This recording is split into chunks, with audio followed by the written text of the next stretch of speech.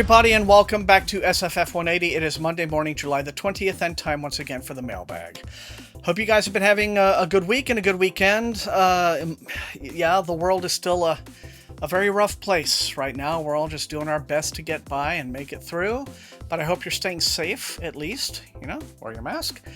I'm a little bittersweet because, well, I just can't stop thinking of the fact that in an alternate timeline, in an alternate universe, on some alternate Earth, 5 days ago, I boarded a plane for New Zealand to meet up with all my BookTube SFF friends, and we were going to tour the country, take a little road trip up the island and back, and then do Worldcon, and I was going to vlog it for everyone, and it was going to be a once-in-a-lifetime amazing opportunity, and now, yeah, it just all went away. Like everybody's plans for 2020, whatever they are, they just went away, and yeah. So all of us are really kind of sad about that. Those of us in BookTube SFF who were going, but you know, we're talking about ways in which to get together online during the virtual Worldcon, which, to be honest, it sounds like they're having a pretty rough time with it. I mean, on the one hand, I can understand because, you know, when they had to cancel the convention itself and try to pivot towards doing it as a virtual conference, meaning they had to just kind of start from scratch in a lot of ways. I understand that's very, very difficult, and it requires a lot of hard work. But on the other hand, there are things that are not being done that are, you know, have people really kind of irritated. And hopefully they'll be able to smooth all of this over because they haven't got much time to go. Anyway, well, we'll see about that. But we're not going to let any of that get us down right now because we've got some new books this week. And for this week's mailbag, something kind of exciting. This week there are actually more physical copies than e-arcs. We're going to start with this one that looks a little banged up, but so, it says it's from Simon & Schuster, so this is probably a Saga press release. Well, it is. It's not a Saga press release. It's from Simon Pulse, and it is an e-arc, kind of banged up from God knows how long it's spent in the mails. But this is for a book called These Violent Delights. The author is Chloe Gong. And this is a young adult fantasy set in 1926 Shanghai. It says two feuding families control 1926 Shanghai, but a plague upon both their houses threatens them all. So as you see, it appears to be a riff on Romeo and Juliet, perhaps. It says, with rival gangs running the streets red and a mysterious monster spreading a deadly madness. Okay, so that's an added wrinkle to, you know, the whole Romeo and Juliet theme, I'm sure. Let's see. Generation Z debut author Chloe Gong's atmospheric historical fantasy embeds conflicts of gender, sexuality, and imperialism into Shakespeare's most famous love story with dynamic characters that resonate as real yet flawed. Gong vividly renders the rich setting of Shanghai with multicultural vibrancy, while deftly exploring the corresponding tensions that characterized the city. All right. 18-year-old former flapper Juliet Kai has just returned to her home city, proud to assume her role as the heir to the Scarlet Gang. The powerful gang's only rivals are the Russian White Flowers, and behind their every move is their heir, Roma Montagov, Juliet's first love and first betrayal. The blood feud between the two gangs has ruled Shanghai for generations, but people start to whisper of a contagion, a madness which culminates in ripping one's own throat out, a monster in the depths of the Huangpu River which threatens the city both gangs call home. With the violent illness claiming lives on both sides and the only leads to a cure coming from Western newcomers who have their own agendas, Juliet and Roma must set their guns and grudges aside to uncover the truth about this plague, for if they cannot stop this mayhem, there will be no city left to rule.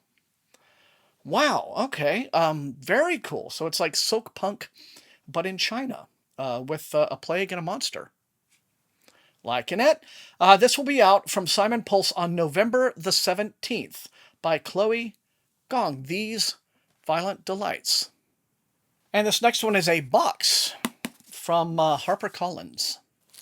And this is the finished copy by R.A. Salvatore of Relentless. And this is the, looks to be the final book in the newest trilogy featuring Drizzt Do'Urden, who is his very popular character, the Dark Elf Warrior, as it were. This follows Boundless and Timeless, or maybe Timeless and Boundless. I forget the order offhand. But it says this is a Drizzt novel, yes, but it is also a novel about Drizzt's father, the famed weapon master who taught him everything he knows, and Jarlaxle, the roguish mercenary who made Drizzt and his companions realize there was a world worth living in beyond the Underdark. Okay. And so it says these novels have left an indelible mark on the genre, yes, and they've been going on for years. So if you're a huge fan of this writer and this character, very popular, of course, among the D&D set, of course, because this is in the World of the Forgotten Realms campaign, as it were. This will be out on the 28th, so a week from tomorrow, from Harper Voyager. This is Relentless by R.A. Salvatore. And next up, we have a couple of these in the white envelopes. Oh, okay, interesting. Well, the white envelopes, as you know, are usually Macmillan titles, but this is one from Saga Press. Okay, this is the finished copy in hardcover of Savage Legion by Matt Wallace. This will be out tomorrow on the 21st from Saga Press. It says, it's the new novel by Matt Wallace, Hugo Award-winning author and co-host of the popular podcast Ditch Diggers, alongside fellow author Mur Lafferty. It captures what lies at the heart of epic fantasy, sweeping journeys, brutal battles, and impossible odds, but with the kinds of diverse characters who defy the status quo.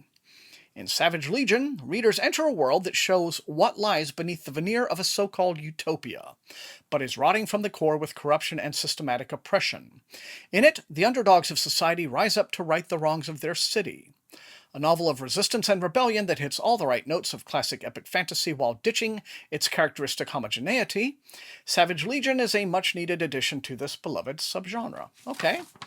And as I said, this will be out tomorrow from Saga Press in hardcover. Yes. Savage Legion by Matt Wallace. And next up is another Saga title, but this one, this appears to be a nonfiction. It's a little, something like a gaming guide. Okay. This is by Keith Ammon, and it's called Live to Tell the Tale.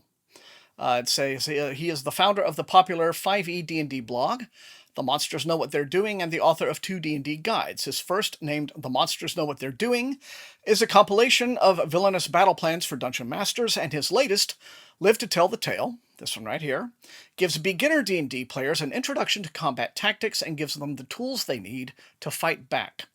In the book, he examines combat roles, class features, party composition, positioning, debilitating conditions, attacking combinations, action economy, and the ever-important consideration of the best ways to run away.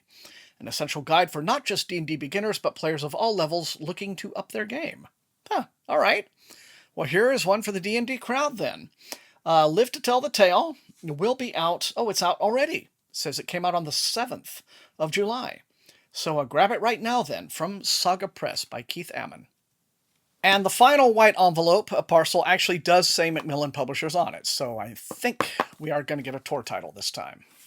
It is, and we have, and we did. This is the finished copy of Or What You Will by Joe Walton. This came out on the 7th of July.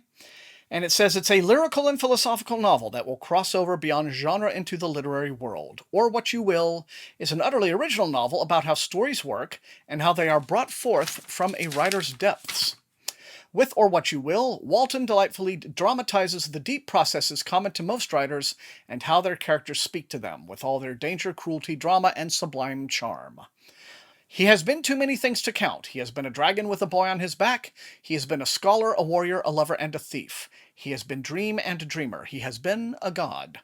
But he is in fact nothing more than a spark of idea, a character in the mind of Sylvia Harrison, 73, award-winning author of 30 novels over 40 years. Has played a part in most of those novels, and in the recesses of her mind, Sylvia has conversed with him for years. But Sylvia won't live forever, any more than any human does, and he's trapped inside her cave of bone, her hollow of skull. When she dies, so will he. Now Sylvia is starting a new novel, a fantasy for adult readers set in Thalia, the Florence-resembling imaginary city that was the setting for a successful YA trilogy she published decades before. Of course he's got a part in it, but he also has a notion. He thinks he knows how he and Sylvia can step off the wheel of mortality altogether. All he has to do is convince her. Okay. I like that idea. I like the idea of, ideas and characters having, something of a life of their own inside the mind of their creators. And it's a back and forth, as it were. So, or what you will, says the perfect book for anyone who loves literature, writing it, sharing it, and most of all, reading it. And it is available now in hardcover from Tor Books. Now, this next one comes to me from Canada. And it has an author's name. Okay, yeah, I think that I have been contacted by this writer. The memory cells are kind of kicking in a bit. So, yeah, let's see what we have here. This is going to be an independent, a small press book. All right, I do remember emailing back and forth with this author. This is a book called What Branches Grow, the author T.S. Beyer. A nice little card here says, Dear Thomas, I'm not sure if you recall offering to include my novel in your mailbag back in May. I want to apologize for the delay. Not only did I have a baby 3.5 weeks early, well, congratulations for that, but due to COVID-19, my author copies took almost 6 weeks to arrive. I mean, this is why you see me getting a lot of, printed copies very late. I hope you're still willing to showcase it on your channel. Well, voila, here you are. And congratulations on both the Flesh and Blood baby and this one. So let's see. It goes a bit like this. What Branches Grow? A boldly imagined, exhilarating quest through post-apocalyptic America, where human nature is torn between the violent desperation to survive and the desire to forge connection. 35 years ago, the world was ravaged by war. Delia, driven from her home in Savannah by loss, travels north in search of a future. Gennaro, is tortured by his violent past and devotion to his hometown. Ordered to apprehend Delia, he follows her into the post-apocalyptic landscape. The wasteland is rife with dangers for those seeking to traverse it: homicidal raiders, dictatorial leaders, mutated humans, and increasingly violent and hungry wildlife. So it's like Fallout for real, I guess. What Branches Grow is an unflinching depiction of life after civilization where, above all else, trust is the hardest thing to achieve and give. The survivors have an audacious dream of a better life, but their quest may end up being a fruitless endeavor in a world openly hostile to hope. Okay, I get how a book with these themes might seem, not as appealing as it might be, being as how, we're already living in a world that seems to be hostile to hope. But, then again, post-apocalyptic fiction is always there to remind us, things could be worse. But, it's all about the resilience of the human spirit, as it were. What Branches Grow by T.S. Beyer, and it's available now. And the last of these is a book that is coming to me in an Amazon package, but it is addressed to my, review copy address. I have that very specifically worded. So this, I'm going to guess, is probably another independent publisher. Oh, very nice. This is one for the horror fans among you. These are 2 new releases, or upcoming releases perhaps, from Silver Shamrock Publishing, whom I've already been in touch with. I've already gotten 1 book of theirs. And this is, like I said, this is a small press horror imprint, and they have sent me a couple of titles here. And the first of these is an anthology called Midnight in the Graveyard. My favorite time and place, of course. The author is Kenneth W. Kane. And let me take a quick look at this. It says, let's see, midnight. Some call it the witching hour. Others call it the devil's hour. Here in the graveyard, midnight is a very special time. It is a time when ghostly spirits are at their strongest, when the veil between our world and theirs is at its thinnest. Legend has it that while most of the world is asleep, the lack of prayers allow the spirits to communicate under the cover of darkness. Among the headstones, there whispers rustling in the leaves of the old oak trees. Take a minute to just visualize that. Okay. But if you're here in the graveyard, you can tell yourself it's just the wind, that the moonlight is playing tricks on your eyes, that it's only the swirling mist you see. But when you hear the graveyard gate clang shut, the dead have something to say. And here are their stories. It says, featuring terrifying tales by, Robert McCammon, Thomas F. Monteleone, several names, of course, that I'm not familiar with, but some new names that I am becoming familiar with, like Todd Kiesling, John Everson. Let's see. Scrolling down. Yeah, mostly new names, actually. That's exciting. Always like to discover new names. But Midnight in the Graveyard, anthology from Silver Shamrock Publishing. And the second item in that envelope there is a book called In the Scrape. This is a little novella. The authors are James Newman and Mark Steensland. Let's see. This one says, most kids dream about a new bike, a pair of top-dollar sneakers endorsed by their favorite athlete, or that totally awesome video game everyone's raving about. But 13-year-old Jake and his little brother Matthew want nothing more than to escape from their abusive father. As soon as possible, they plan to run away to California, where they will reunite with their mother and live happily ever after. Right. Well, we all know how that's going to go. It won't be easy, though. After a scuffle with a local bully puts Jake's arch-nemesis in the hospital, Sheriff Teresa McClelland starts poking her nose into their feud. During a trip to the family cabin for their opening weekend of deer hunting season, Jake and Matthew kick their plan into action, leaving Dad tied to a chair as they flee into the night. Meanwhile, the bully and his father have their own plans for revenge, and the events to follow will forever change the lives of everyone involved. Okay, yeah, it seems like this one is going to bring you a little bit of rough trade, but yeah, if you like that sort of thing, everything is going to come to a boil in hunting season. Call In the Scrape by James Newman and Mark Steensland from Silver Shamrock Publishing. Thank you, guys. And that's the physical copies this week. That's a really good little stack. Very exciting to see those, and now we are up for the e-arcs. Now, I only have 3 of these, like I said, but they all look pretty exciting. And we're starting out with one from Tor. This is called In the Black. The author is Patrick Tomlinson. This comes out October the 13th. And this is a military SF, it looks like. It says, in a demilitarized zone on the border of human space, long-range spy satellites are mysteriously going quiet, and no one knows why. Captain Susan Kamala and her crew are dispatched to figure out what's going on and solve the problem. That problem, however, is a mysterious bleeding-edge alien ship that no human vessel could hope to match in open conflict. But it's not spoiling for a fight. Now the captain and her crew must figure out how to navigate a complicated game of diplomacy, balancing the needs of their corporate overlords and the honest desire for lasting peace between the two races, all without letting a long-standing Cold War turn hot. Okay, and as I said, that will be out October the 13th from Tor. And next up, from Del Rey, here's one I think a lot of folks have been looking forward to. It's A Deadly Education by Naomi Novik. This is the beginning of a new fantasy series that looks to be subverting the trope of the magical wizarding school. It says, every sorcerer has a gift, a talent for transformation, an affinity for artifice, a taste for combat magic.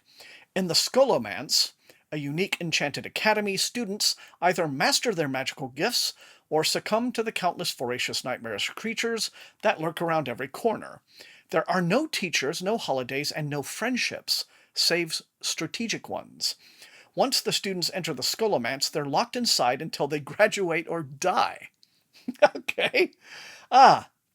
Enter Elle, with her startling talent for mass destruction. Someday she could level mountains or destroy untold millions with her power. It would be easy enough for Elle to defeat the monsters that prowl the school. The problem? Her powerful dark magic might also kill all of the other students. So Elle is trying her hardest not to use her power, at least not until graduation, where she plans to dazzle the prestigious enclaves and secure a coveted invitation to join their elite protected ranks.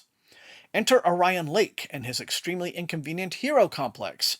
Rich, beloved, and the single-handed savior of most of the student body, Orion already belongs to one of the most powerful enclaves in the world, the Enclave of New York.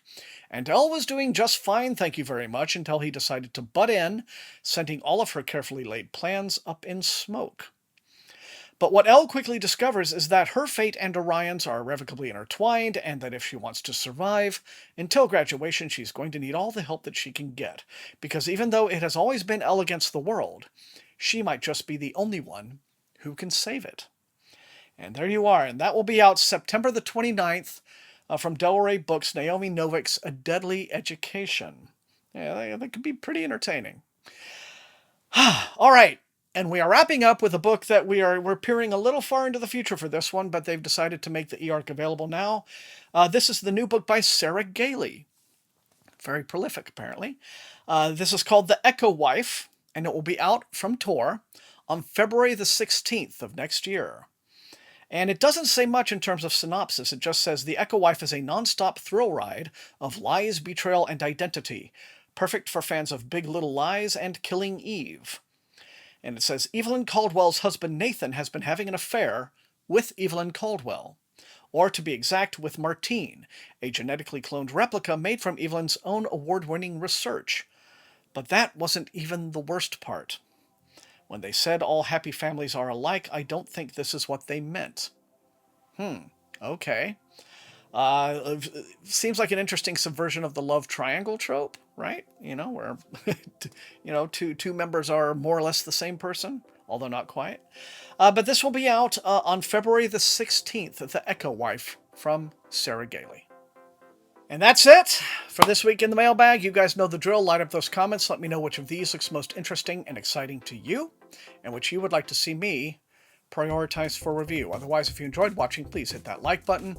Share the video far and wide with all of your SFF reading friends, and above all, please sub if you have not yet done so. That is how the channel grows. Would very much love to hit 10,000 by the end of the year. That's an exciting goal to be ambitious towards, I know, but maybe it can happen. So, thanks very much. You can also support the channel at my TeePublic store and at my Patreon, where recruits into Wink's Army get little perks like getting to see some of my videos early access. I want to thank all of those folks for their wonderful support. It is very much appreciated. I want to thank all the rest of you for being the very best viewers in all of BookTube, and until I see all of you next time, please stay safe and healthy, and happy reading.